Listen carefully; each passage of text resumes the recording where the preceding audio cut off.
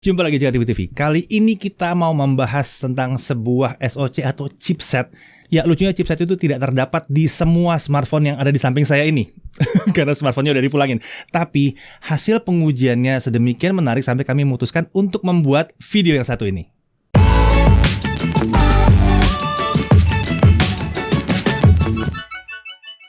Oke, jadi SoC atau chipset apa ini? Ini adalah MediaTek Helio P95. Ya, sangat menarik sekali setelah kami melakukan pengujian yang sedikit lebih jauh. Ternyata seri P ini luar biasa. Ya, kita mulai dulu pembahasan dari awal banget ya. Tagline P series ini adalah premium performance. Ini bukan G series, ini P series ya.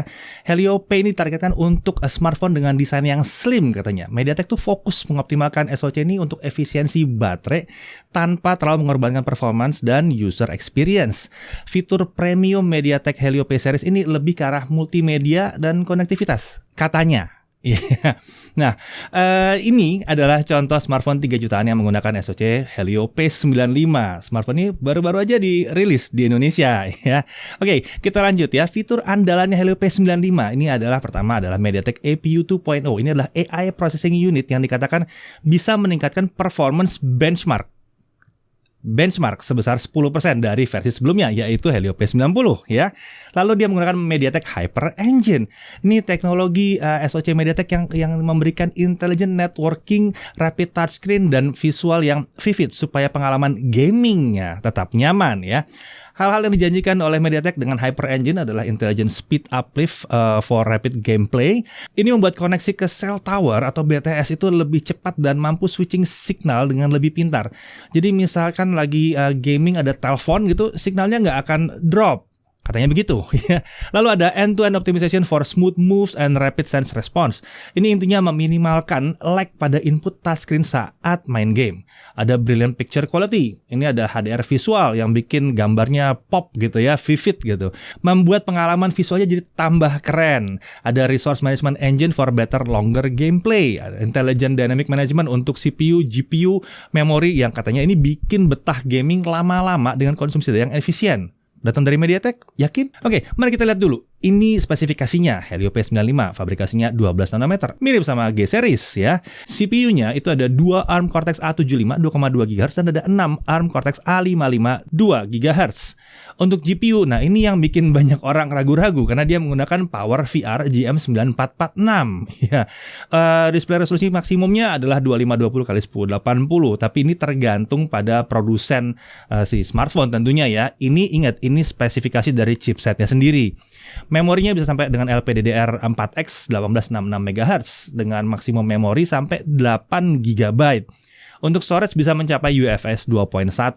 Untuk kamera, wah ini cukup oke ya, sampai single 64 megapiksel juga bisa. Kamera fiturnya juga segudang di situ. Sementara untuk kemampuan seluler memang dia masih 4G. Jadi P series itu masih di 4G. Untuk konektivitas dia memang mentok sampai Wi-Fi 5 ya, bukan Wi-Fi 6. Kemudian ada Bluetooth 5 di situ juga. Dan GNSS-nya tergolong lengkap juga ya, bisa Beidou, bisa Galileo, GLONASS, GPS jelas bisa di situ. Kita langsung aja lihat benchmarknya dari yang sintetik dulu. Nah, ini untuk Antutu 7. Bisa lihat posisinya ya. Menarik? Ya masih bersaing lah ya sama seri G. Masih bersaing. Antutu 8 kita lihat ini juga bersaing dengan seri G lagi ya di Antutu 8. Lalu mari kita lihat Geekbench 4 yang ngecek ke performance prosesornya ya. Lagi-lagi dia bersaing dengan seri G series lagi di sini ya. Walaupun memang nggak tinggi-tinggi banget juga sih sebetulnya harusnya. Lalu Geekbench 5 kita lihat, wah di sini kita lihat dia kencang sih. Dia kencang.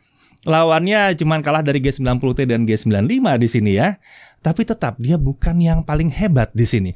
Lalu kemudian untuk Trimax Slingshot Extreme OpenGL ES 3.1 kita lihat performance-nya agak sedikit kedodoran ya. Lalu untuk GFX Bench T-Rex, nah ini lumayan lucu. Lagi-lagi dia lumayan kencang di sini. Di GFX Bench ini kelihatan memang dia lebih optimal kayaknya si power VR-nya nih ya. Lalu kita lihat GFX Bench Manhattan. Nah, kelihatan ya, dia juga lumayan kencang di sini ya. Sebagai catatan, hasil benchmark chipset MediaTek itu bisa aja terimbas sama yang disebut oleh sports mode gitu ya. Jadi memang suka boosting pada saat ketemu dengan benchmark ya. Jadi lebih baik kita lihat hasil gamingnya aja. Melihat benchmark sih kita agak skeptis sebetulnya di awal. Lalu kita mulai dengan gaming aja. PUBG Mobile. Default dari smartphone yang kita terima adalah smooth high, tapi kita bisa unlock ke smooth extreme. Dan hasilnya adalah 58-60 FPS konstan. Kita mulai heran di sini. Karena bahkan G-Series itu nggak bisa kayak begini. Ini agak aneh. Ini kencang banget sebetulnya. Jadi benchmark tadi lupain aja, lihat gamingnya ya. Kemudian kita coba PES 2020. Ini yang kemarin-kemarin G-Series ini rata-rata bisa di 40-45 FPS. Dia gimana? Graphics medium, FPS 60, settingannya adalah kita dapat 60 FPS konstan. Konstan 60 FPS. Kenceng parah di gaming yang satu ini ya. Oke, kita masuk yang lebih berat, Honkai Impact 3. Setting di mid 60 FPS, all efeknya off. Scene ringan kita dapat 30-50 FPS. Scene berat ya untuk stage open world itu naik turun di 20-30 FPS. Tapi ini masih playable banget. Wow, ternyata kenceng ya.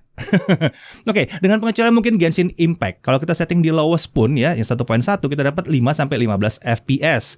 Ada beberapa isu grafik di sini ya. Objek game itu di versi 1 itu nggak kerender. Ini agak lucu. Waktu kita pakai Genshin Impact yang versi 1, itu muka karakter bisa hilang. Bahkan kalau lihat gambar ini di Mondstadt, buat kalian yang ngerti, itu gedungnya hilang, air mancurnya bisa hilang juga. Kita udah mulai skeptis juga ngeliat, kok bisa kayak begini ya gitu. Tapi setelah update di versi 1.1 memang dia lebih lancar jalannya. Tapi mulai muncul masalah baru di sini. Gerakan kameranya kayak nggak ada. Jadi di awal-awal masuk loading pertama karakternya bisa gerak kemana-mana tapi kameranya nggak ngikut. ini agak aneh sih memang. Jadi dia kenceng untuk game-game yang sudah umum, tapi di game yang Genshin Impact yang relatif baru ini memang mungkin belum ada optimalisasi yang benar di sini ya. Oke, secara keseluruhan kita bisa bilang nggak disangka-sangka bahwa Helio P95 ini ya nggak pakai embel-embel gaming seperti yang lain, performanya malah lebih kenceng dibanding saudara-saudaranya yang seri G. Ini menarik sampai kita buatin video ini karena performanya kencang banget ternyata ketimbang yang seri G yang lain. Lebih konsisten, lebih stabil. Cuman kelemahannya ada di Genshin Impact yang ya satu game lah ya, yang satu game baru. Ini kurang optimal, itu aja sih ya. Game yang lain semua jalannya baik-baik aja gitu. Jadi agak hati-hati kalau kalian nyari smartphone buat main Genshin, mungkin baiknya di awal menghindari dulu yang pakai SoC MediaTek seri P. Tapi kalau kalian main game yang lain, P95 terutama untuk P95 ya, dia kencang banget. Sepertinya power VR dari yang dipasang di MediaTek ini belum kompatibel dengan game baru, tapi dengan game yang sudah agak lama, wow, mantap sekali sebetulnya ini. Nah, jadi kalau menurut kami P95 ini akan sangat cocok sekali untuk smartphone yang ada di kisaran harga 2-3 juta rupiah karena performance-nya. Kalau ditaruh di situ, dia akan luar biasa banget. Apalagi belum ketemu dengan 712, ya, 720G gitu ya. Belum ketemu sama itu, dia luar biasa. Kenceng banget.